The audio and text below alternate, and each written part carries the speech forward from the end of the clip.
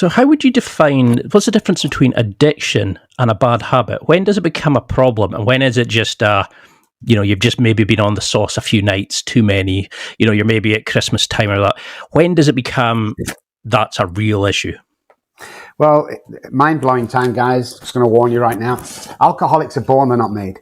So what that means is I know people that drank more than me who were out Friday, Saturday night. They would drink me under the table, but they weren't alcoholic. So alcoholism is a predisposition. It's passed down from generation to generation, and it's basically remapped neural pathways with a basal ganglia that has a repeat on it that says that I'm going to self-destruct.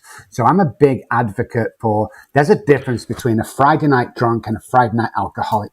One needs to go to jail to sleep it off, and one needs to go to treatment in a hospital before he kills himself.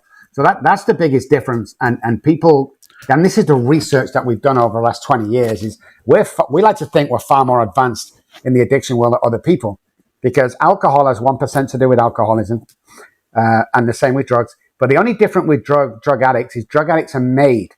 Alcoholics are born, drug addicts are made with the addictive personality.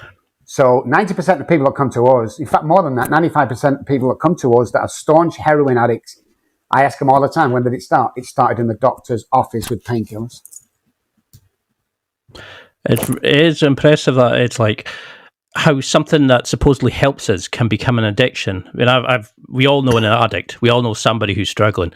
Like, I suffer from OCD. I have intrusive thoughts and things like that. So, so I've had to go into antidepressants and things. Is the addiction where addiction and OCD similar in the brain setup as it would be in, alcoholism and things like that? Or is there scopes of addiction? Yeah, there is. In the test that we've done and the research that we've done, is certain parts of the brain do light up the same. And this is where it's really difficult to tell. Everybody that's an alcoholic, and when I say alcoholic, guys, I mean drug addicts and everything, but I'm just going to say alcoholic for now because it's a mouthful.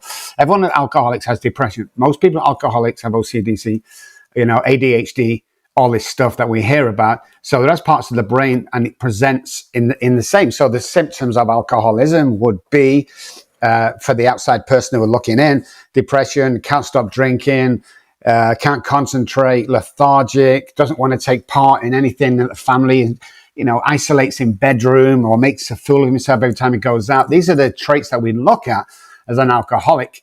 But again, going back to the 1% of alcohol, you see, everyone says to me, alcohol, Dr. Robbie, someone who drinks too much, correct? No, it's not. It really isn't. It's got little to do with alcoholism.